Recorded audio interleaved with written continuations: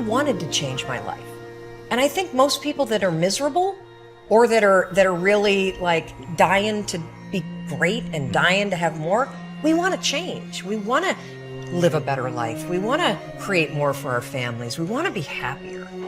The desire is there. Again, it's about how do you go from knowledge to action. So the first thing in this story that's important is realizing that the answer was in me. And my mind was telling me, pay attention. It's your job to push yourself. All performance, all improvement in personal performance begins with an improvement in your self-concept. All improvement in personal performance, in what you do on the outside, begins with an improvement in your self-concept, in your beliefs about yourself. You change your beliefs about yourself on the inside, you change the reality of your life on the outside. When you first say these new affirmations, they won't feel real because they're butting up against the existing affirmations that are already hardwired in your brain. So what we have to remind ourselves is the way I got here is through the affirmations that were stated unconsciously. When I was homeless back in the 70s in Dallas and struggling, my affirmations were negations. It's like nothing's working out for me. It's me against the world. I felt totally alone. I was angry. And everything I repeated were affirmations of self-destruction. But I didn't know it.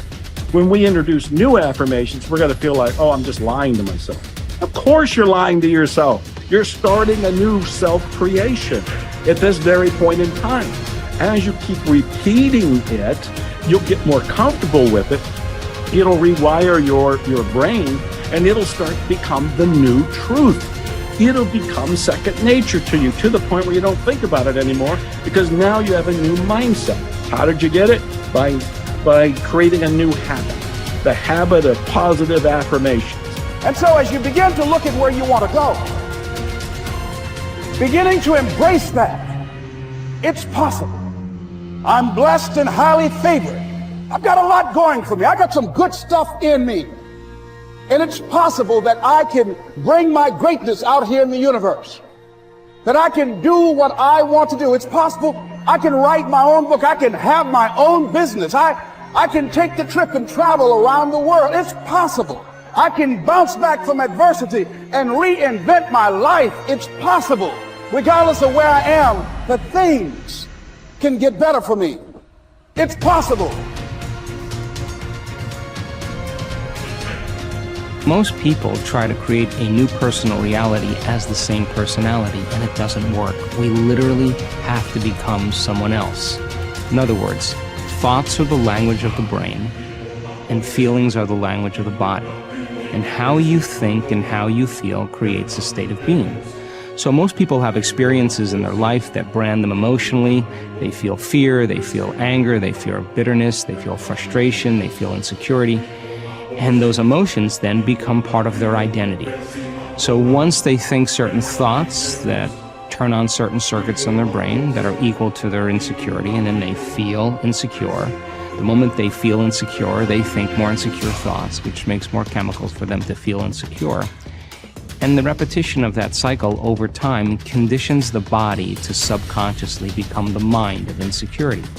So then the person says, I am insecure. And whenever you say, I am anything, you're commanding your mind and body towards a destiny. So then most people's biology is, for the most part, their past. And so if you're not being defined by the vision of the future, some new possibility in your life, you're only left with the old circuitry in your brain and the old emotions of the past. So the question then is, can you believe in a future that you can't see or experience with your senses yet, but you've thought about enough times in your mind that your brain is literally changed to look like the experience has already occurred? Now, the latest research in neuroscience says you can change your brain just by thinking. So then, as you begin to think about a new possibility, and your brain begins to fire in new sequences and new patterns and new combinations, and you begin to plan your behaviors, and you begin to review in your mind, mentally rehearse who you're going to be in your life, The mere action of mental rehearsal begins to install the neurological circuits in your brain. Now your brain is no longer a record of the past.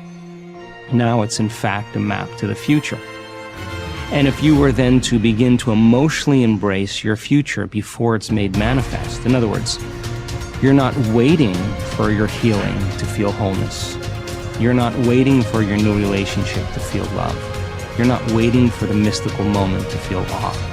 You're not waiting for your success to feel empowered. That's the old model of reality of cause and effect. Here's a big source of inspiration: beginning, getting started. Actually turning thought and the notes on the paper, the plans, actually now committing it to action, getting started. And beginning can be an incredible source of inspiration. Guess what you can say when you begin a change in your diet? Guess what you can say? I'm on a new track. I have carved out for myself a new beginning. I'm on my way to the most incredible health. I will never be the same again. I'm leaving the old, undisciplined part of me. I'm leaving that behind. I'm a new person. I'm taking my first shake. I'm swallowing the first tablets. I made my first walk around the block that I'd thought about for so long and never did. I finally did it today. I've started. I have begun. That is an incredible source of inspiration. And that is to start, to begin. You cannot believe what can happen to your self-esteem. And many of you have already experienced it. I'm just asking you to begin something new in all the areas of your life. Maybe you've always thought about benevolence and you just haven't gotten started, or you haven't made the plans, or you haven't made the decision. I'm asking you to start taking that stuff now that's in your head, that imagination, which is very powerful, and it's a great source of inspiration in itself. But then I'm asking you then to decide, use that inspiration. Then I'm asking you to make plans, begin to make plans, use that inspiration. And then if you take that first step, it can be the first step of an incredible journey. Ralph Waldo Emerson believed that anyone who had put their heart and soul into their work and had done their very best could hold their head up high. Merely talking about it or only putting in a modicum of effort wasn't good enough in his mind. It was all or nothing. He believed that doing your best was an admirable quality, and that although you might not always be successful, knowing that you had done all you could was often all that mattered. At least you could look yourself in the eye. This ethos is central to many youth movements, such as the Scouts and Guides, and is a great philosophy of life in general. Indeed, doing your absolute best in everything you do is something that we should all aspire to, and it doesn't matter if it's at school, university, work, or home. If you think about it, doing your best is also central to self-reliance, because it allows you not only to test your capabilities, but also helps you to learn and therefore extend them. It's only when you are at the edge of your ability that you can really test your mettle and see just how much you can depend on yourself. Only ever working inside your comfort zone, or doing just enough to get by, may be easy but is rarely rewarding.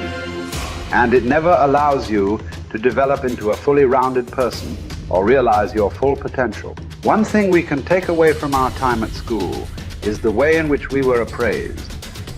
Although achievement was important, so was effort, and it was this that measured just how much of our heart and soul we put into our studies. We may not always have got the grades we wanted, but it showed that we had tried. I, for one, always knew what mattered when my report came home. Effort. It's a shame we don't have a similar measurement system at work, as this would allow organizations to identify the true stars who put their heart and soul into their work, and who therefore want the company to succeed.